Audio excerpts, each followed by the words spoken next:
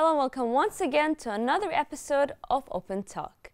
In today's episode, our guests are Ms. Fadia Suleiman Hussein, CEO of Suleiman Hussein Academy from Sudan, and Mr. Amir Abu Bakr, Team Leader, Entrepreneurship and Innovation Program, UNIDO, ITPO Bahrain, and Arab International Center for Entrepreneurship and Investment from Sudan.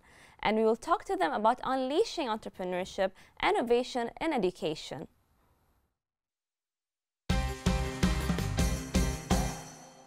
Welcome to our program, Mr. Amir and Ms. Fadia. Thank you. Welcome. So to start with, can you tell me about the Bahrain model? Enterprise Development and Investment Promotion Program, which is known as Arab Bahraini model, is implemented in about 52 countries in the world. The main aim of this program is to enhance and mobilize the stakeholders of the entrepreneurial ecosystem in these countries. By ecosystem, we mean policy, we mean universities, we mean relevant private institutions, we mean governmental institutions, we mean schools. All this compromises the entrepreneurial ecosystem in these countries. So I believe you have implemented some of these things in Sudan. Could you talk to us about it? Actually, 2 years ago, some of the Bahrain entrepreneurship from the UNIDO, they came to Sudan and they gave a lecture for teachers, and they make for them a course.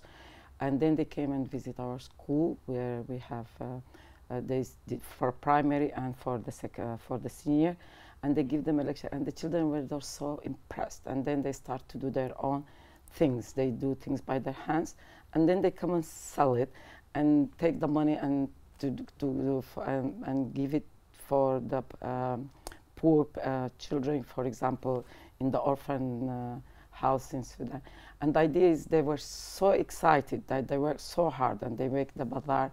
And actually we also integrated to the special need, because in our school it's integrated special need. And one of the students, she has been cooking, and she did a wonderful job. And she sold all her cookies, and she was very precise to how much money to give for the orphans, and how much she has to give. And I was very impressed by her way of doing the calculation to give us the 25%, and she takes 75%. And all this started from them, and that's what they're trying now. We're doing it to the seniors. So we want the children to start to have, not all of them are going to be entrepreneurship and they have business, but the innovation that if you have something you want to do and you want to sell it, and then we can help you in the school to lead you, and then when you go into the university, you can have your projects and then choose what you want to work with and to continue. And this, Mr. Amir and the UNIDO, they will help them in the future by giving them extra courses and mentoring them. And that's what they're doing, what I'm seeing, because in the universities now that's what they're doing. They're mentoring the students to do their own businesses when they finish their studies in the universities. So talking about that, how important is that? We have seen the older generation never used to have that. How important is to be innovative and having more entrepreneurs out there? Actually, the Enterprise Development and Investment Promotion Program focuses on education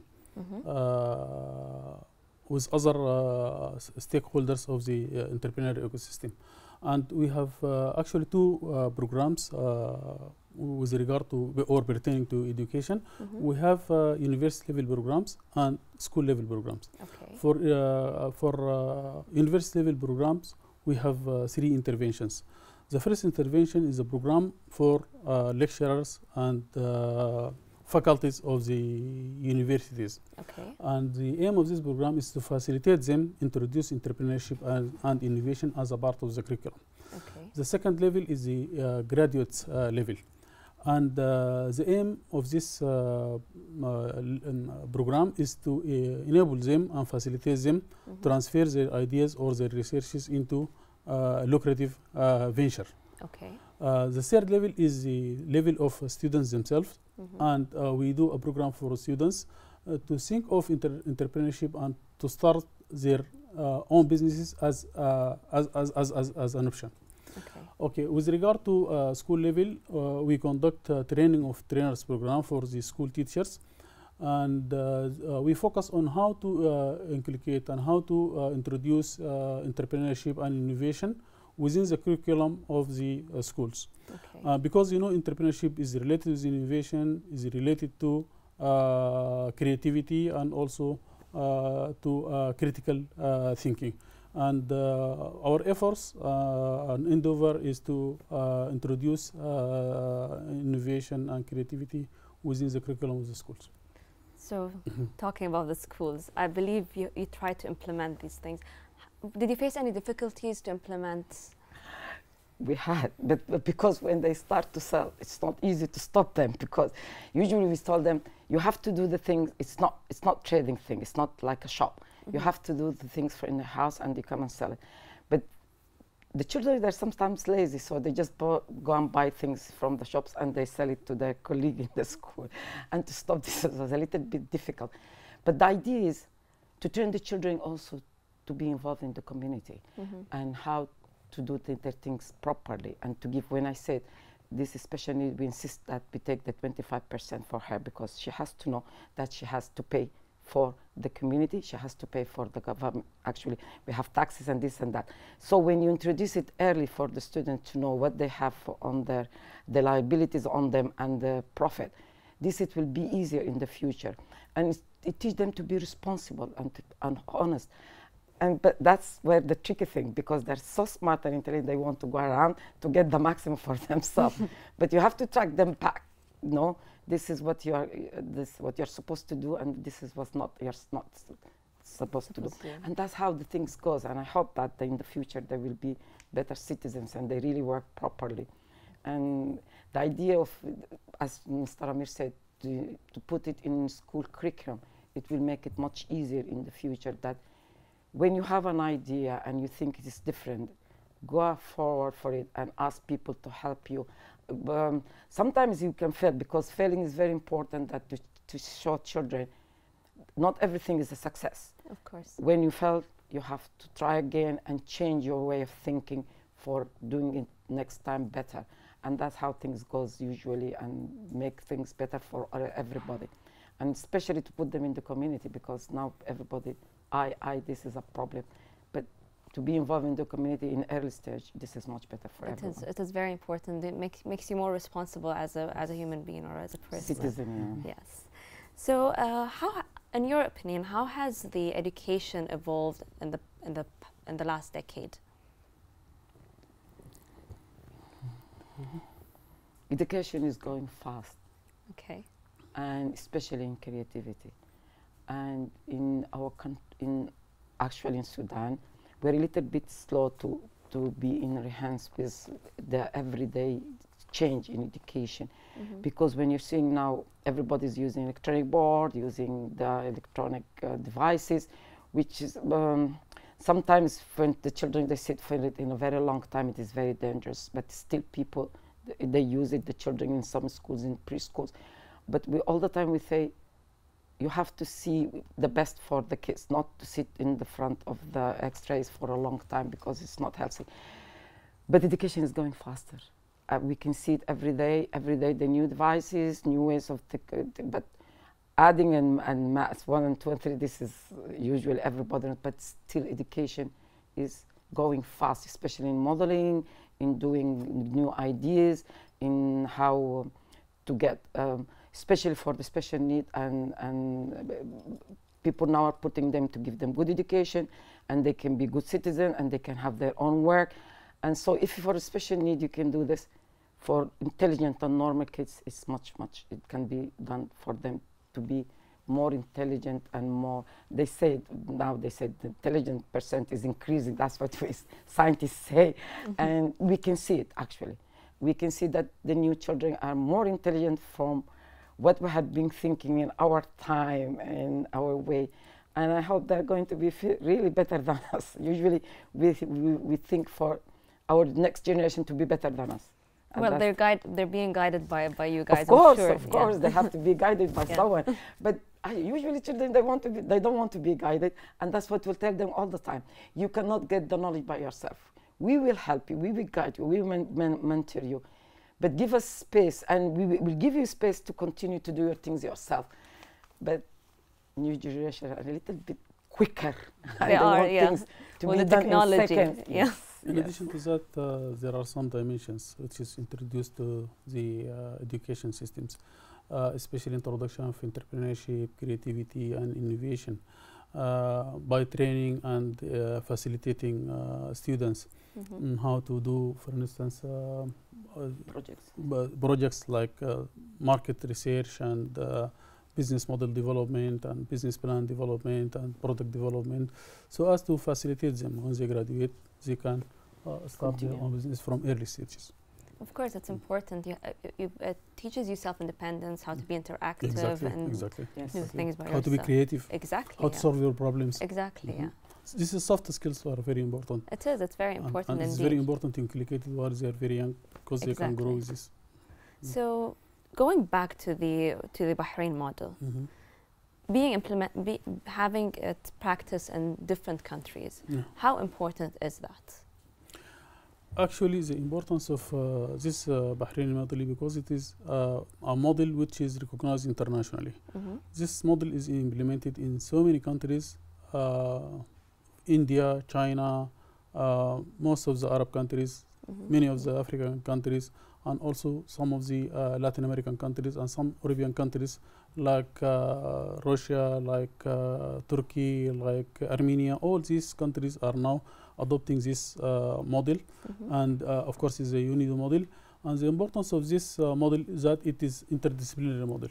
It works with education, it works with financial institutions, with governmental institutions, non-governmental institutions, culture, media, in interactive and interdisciplinary manner. That's very important. Yes. It's having that as a model and people practicing it in the education field. It's very important. Yeah. So, why do you believe innovation is important in enhancing education? It's important because when you give the children education, reading and writing, everybody he knows how to read and write. But if he's not creative and innovative, he's not going to be different. And that's all the time what I tell the children. When we give you a work concerning writing or making an essay, make your own soul in it, because you will need this later on, because everybody is now having education. But so for you to be different, you have to have your own innovation in the work you're doing.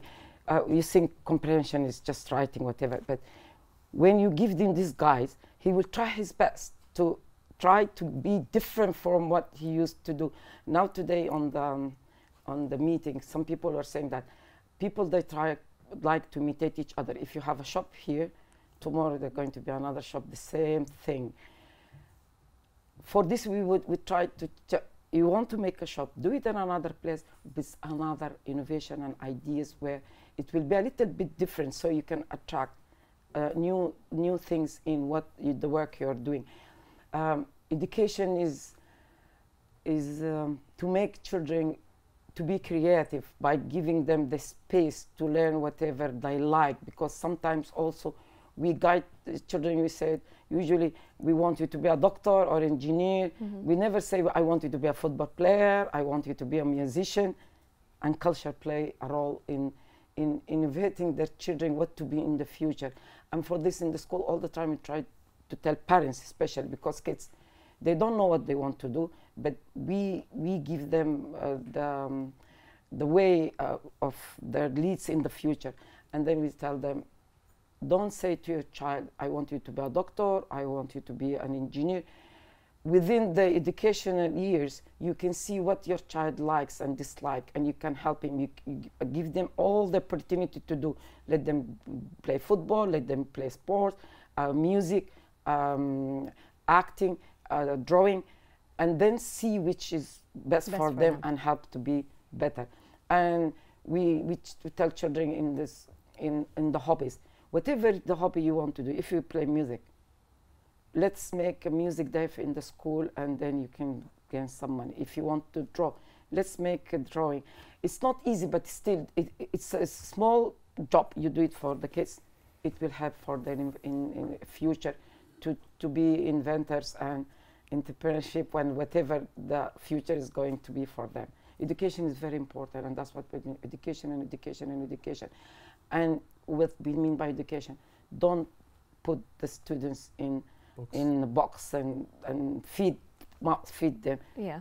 Teach them all the time to go around and to go to picnics to see the things going around. Let them meditate in what they're seeing, what they're getting. This is how good education will make the children to be open-minded in the future and to accept the others, because when they see in the nature how the birds are different and how they're eating and sometimes how cruel nature when a bird kill another, they can understand life, and meditation and going out for the kids is very important, and give them space, the most important thing. Don't put them in boxes. Actually, introducing innovation and creativity at early stages of education will lead to that the students will be creative and will be innovative during his study at the university. He will be creative and innovative during his research projects. He will be also creative and innovative when he is employed either in the private sector or the government sector. Also, he will be innovative and creative if he take entrepreneurship as an option for his career development. Of course. So basically, if it's more important, do you think it's more important to start this in the higher education or the basic education? Actually, the basic education is very important, and to continue with the higher education. So basically, it's easier because you can actually get to the kids when they're younger. The earlier the better. Yeah, the earlier the better. So, what is the best practice that has been formed by the Bahrain model? One of the best practices that you had in the Bahrain model. Actually, one of the best practices actually is really introducing the entrepreneurship at the education level, especially the university level, because the university level, either at the graduate or postgraduate studies, they have researches, and these researches, the entrepreneurship development program facilitates them to transfer these researches into business. By developing business model and then developing business plan. At the end of the day, we have a lucrative business for the entrepreneur himself, and also at the same times he can help his country by creation of wealth, by creation of jobs. These are very important factors which lead at the end of the day to economic and social development. Of course, and that's a great job from UNIDO. Thank you so much. So how do you view the general standards of the education in the region? Actually, each country has its own way of doing their education, because there is different models of education. If you go to, they said, Mansouri way of education for the preschooling, and other models. But usually, the governments, they try to put their traditions in their education, especially in the languages, in the religion. But for math and sciences, it's international, and this is the idea that this is a common thing. I mean, geography, you cannot change history. So education in the Arab countries, it's in these subjects is the same, but some of the countries, they try to close in their country, not in the region, because you can see African, Arab, Asia, Arab, different regions within with the Arab community, and at the same time, but math and science and history, it is there everywhere, and every country choose whatever they think the best.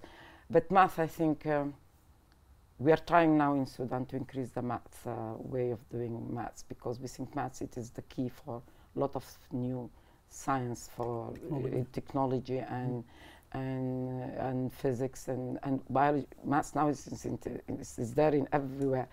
And we Arabs, as far as I know, we were mathematicians from a long time ago. And we hope the best for this. But we need to pay extra more money in education and all over the Arab world, because for training teachers, for buildings, for equipments, for science and technology, because this how children, because if you give a child a pen, he can just crack it like this in a second. And then, it's a little bit expensive to teach science subjects because the children usually they don't use equipments in a proper way. So more money to be paid Invested. in primary schools and in senior schools where the children they need. This is, I think, is very important to give and to train teachers. This is very important. Well, thank you both for being with us. It was a great pleasure talking to you about this, and education is indeed very important. And I hope to see a bright future in the MENA region and even the world. Thank you so much. Thank you very much. Thank you. Once again, our guests today were Ms. Fadia Suleiman Hussein, CEO of Suleiman Hussein Academy from Sudan, and Mr. Amir Abu Bakr, Team Leader, Entrepreneurship and Innovation Program UNIDO, ITPO Bahrain, and Arab International Center for Entrepreneurship and Investment from Sudan. Thank you for watching Open Talk. Have a good evening.